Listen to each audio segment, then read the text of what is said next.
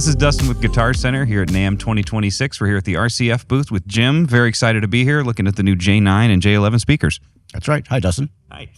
So this is a column array, obviously. This is we have a couple different models, some that include a mixer, some that don't. Included sub.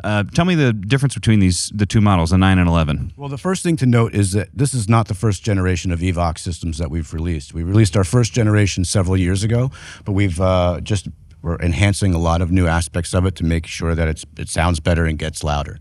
And a couple of ways that we've done that is, well, we've increased the size of the amplifier. So we were working with a 1400 watt peak amplifier in our previous generations. We're now working with, depending on the model, a 2100 watt amplifier found in the J9, which we could focus on first if you'd like. So we're looking at the J9 right here, and conceptually, it's the same.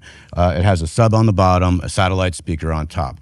And like our previous generation and like our competitors, this is a two-way system. However, this time around, we're making this a three-way system. We're incorporating a high-frequency driver into the mix. So now we're working with a true three-way system. We still have the subwoofer on the bottom. That's a 12-inch low-frequency driver. We have the satellite speaker off here to the side, which has 6 3-inch mid-size drivers, and like I said, we're now incorporating a 1.75-inch high-frequency compression driver.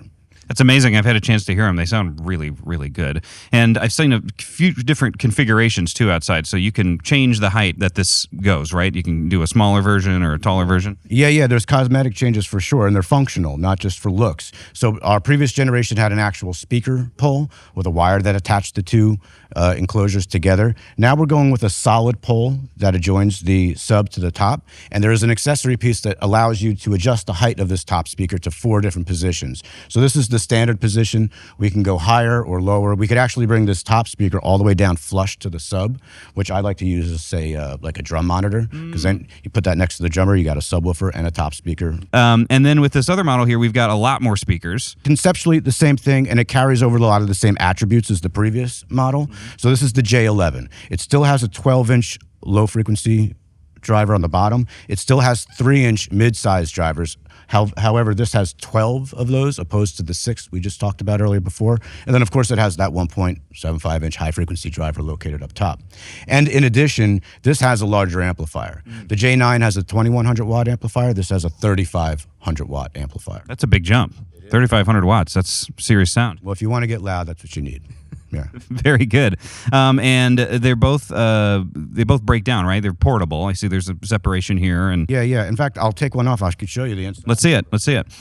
We just take the top off. So easy. Right? So if you look on the inside, there's 4 robust copper pins there. You see that? Why do we have 4 pins? Because it only takes 2 wires to drive a speaker typically, right?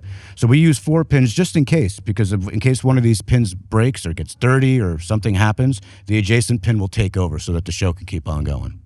And all of this is modular. So this is one system here, but like I said, you could move these all around. So you could have, say on the J9, you could move this up and down all the way down to the subwoofer.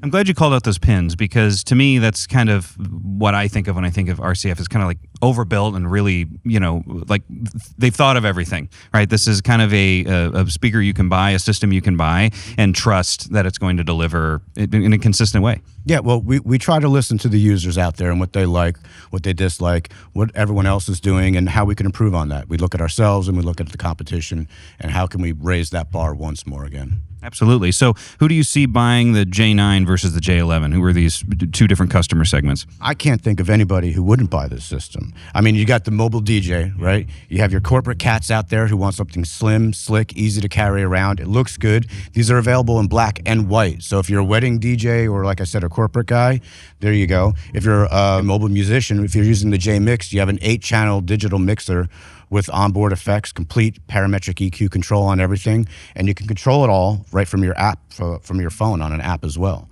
So it has many different uses, and it's also Bluetooth enabled. So if you just want to use this like in a breakout room and for background music somewhere, it's just quick and easy to set up. You can set up the Bluetooth and you're ready to go. Yeah, I love how much variation you offer between the just standard J9 and J11 and then the JMIX-9 and J11. Really impressive work. Every time I see you guys come out with something, I'm excited to hear it. Thanks so much for watching. You can check these out at guitarcenter.com. Stop into one of our stores and hear it for yourself. I promise it sounds good.